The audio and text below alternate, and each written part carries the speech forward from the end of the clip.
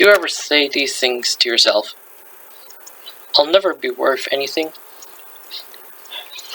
Woe is me! My life is worth nothing. Here's a good one. Knowing my luck, I probably won't be able to do this. Are you a walking encyclopedia of self-pity? I mean, do you feel so sorry for yourself that you just can't get anywhere in life? There are a lot of people who are like this. There are people who walk around with these droopy little eyes. They're called puppy dog eyes. And all they talk about is how sad their life is, how everything goes wrong, how they never get any breaks. Well, I call this the poor me syndrome.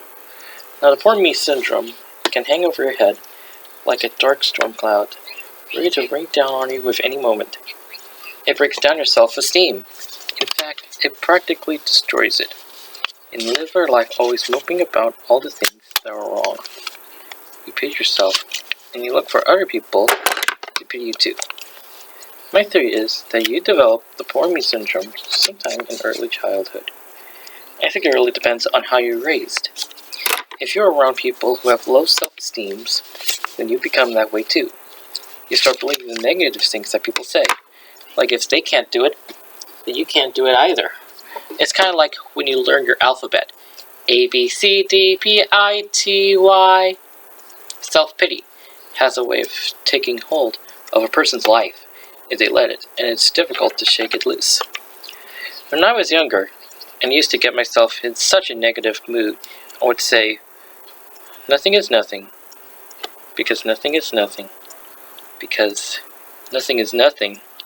Before you knew it, I believed there wasn't anything in my life that was worthwhile.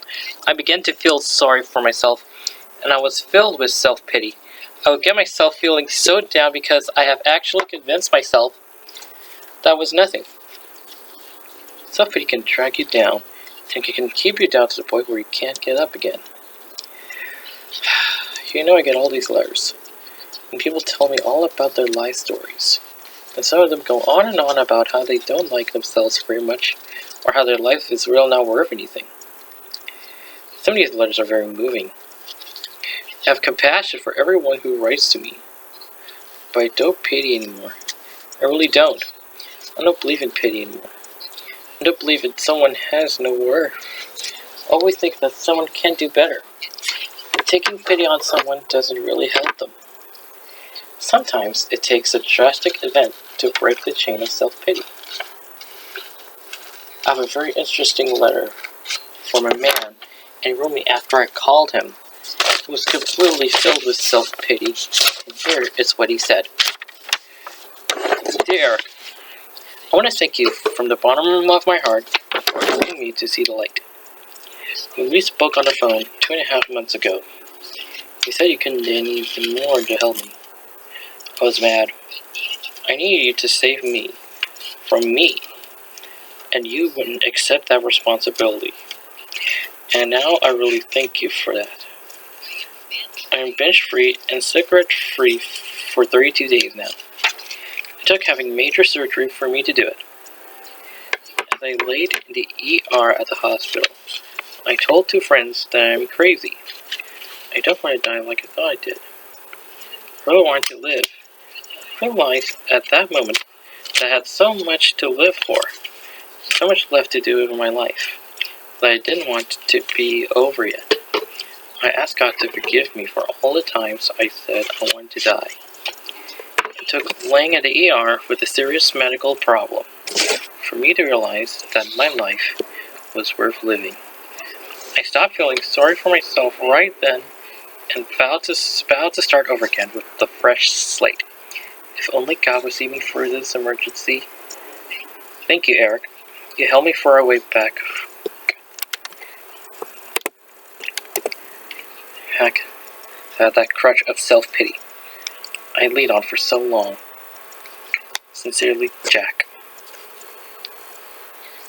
Here's a man who felt so down about himself that it took a crisis to make him realize that he was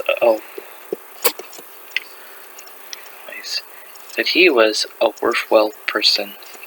It's a shame that it took a trip to the emergency room for Jack to see that his life was worth living.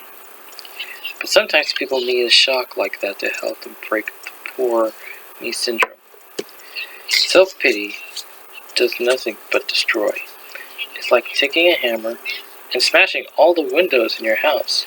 Or like that hurricane that hit Florida a while ago, tearing everything apart and causing destruction in its path. If you're always feeling sorry for yourself, if you're living in a world filled with self-pity, please, take the time to look at your life and see the things that you have been blessed with. You're not poor at all. You see, you have one of the greatest treasures of all. You have the gift of life. Don't wait until you're in a hospital bed like Jack did to find out just how rich you really are.